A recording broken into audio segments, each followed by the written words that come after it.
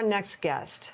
Back in 2020, Svetlana Tikhanovskaya was thrust onto the world stage after her husband was arrested as he campaigned to run for president against the authoritarian ruler of Belarus, Alexander Lukashenko. Her husband's arrest angered many Belarusians who went on to stage the biggest protests against Lukashenko in post-Soviet history.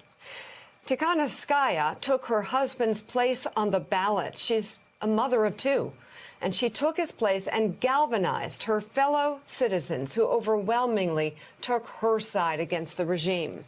But shortly after the election, Lukashenko declared himself the winner and detained Tikhanovskaya, which sparked mass protests in the streets of Belarus. Ultimately, she was forced to leave her homeland. While last December, her husband was sentenced to 18 years in prison after a closed-door trial. But she continues to fight for her homeland outside of its borders. And for Tikhanovskaya, the current situation in Belarus mirrors the deteriorating events in Ukraine. As she recently said, the only difference is that in Ukraine, the state is opposing the occupation. In Belarus, it embraces it. And the Belarusian opposition leader joins us now. It's great to have you on the show. I would like to ask you right out of the box here, first of all, what your thoughts are, continuing to what I already said, what your thoughts are on what happens right now in Ukraine and what you hope the world community will do in response. Hello, everyone. First of all, I have to say that Belarusian people don't want to oppose Ukraine. We are neighbors. We have always lived in peace, and our people are not ready to be a threat to Ukrainian country. But of course, we see that Lukashenko, because he lost the trust of Belarusian people, he is illegitimate in the eyes of democratic countries. He is very weak, and his weakness is used by the president of Russia in their advance. They put Russian troops in Belarus, and their presence creates a direct threat not only to Ukraine but primarily to our sovereignty. And of course, we demand the immediate withdrawal from our country. But today, not only our democracy and security, but our independence is at stake. Therefore, we ask international community to stand for Belarus these days and clearly state that attempts to undermine Belarus independence will not be tolerated.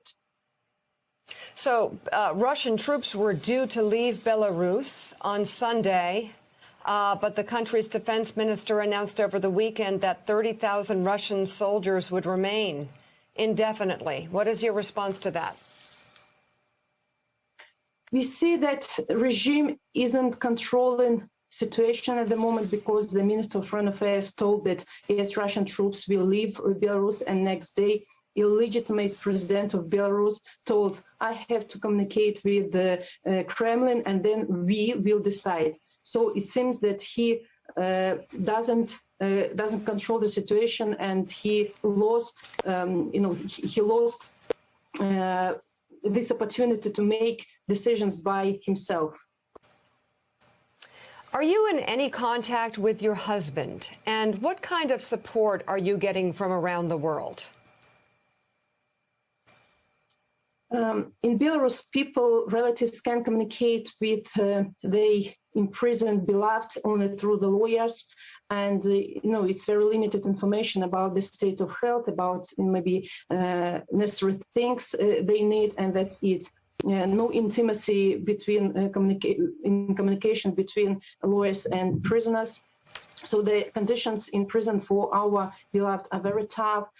Attitude to political prisoners are much worse than to ordinary crimes or to ordinary criminals. And in this difficult situation, we are asking for solidarity from democratic countries. Any statement, any letter to political prisoner is very crucial and important now. And it's important to give assistance to democratic forces, to media that have been ruined in the country, to new initiatives that create multiple points of the pressure on the regime for them to understand that there is no way out of the situation, only a negotiation with Belarusian people. Because everything we want is release of political prisoners, stop violence in our country, and bring Belarus to new elections where people can choose their leadership by themselves. I mentioned your husband. You're also the mother of two. And I'm curious how you're coping. What drives you to keep going, to keep fighting? You know, every day I'm looking into the eyes of my children asking, where is our daddy? And I understand that thousands of families live in the same situation as I do. And you know, I continue my fight, not only for my husband, of course, but for all those people who are suffering on the ground, who are suffering in exile and want to come back home. Also, I'm really appreciate all the support I get, our Belarusian people get from democratic world. We see unity, we see consistency, though I'm sure that much more could be done in our situation. Thank you so much for coming on the show this morning, and thank you for what you're doing. Belarusian opposition leader Svetlana Tikhanovskaya, thank you.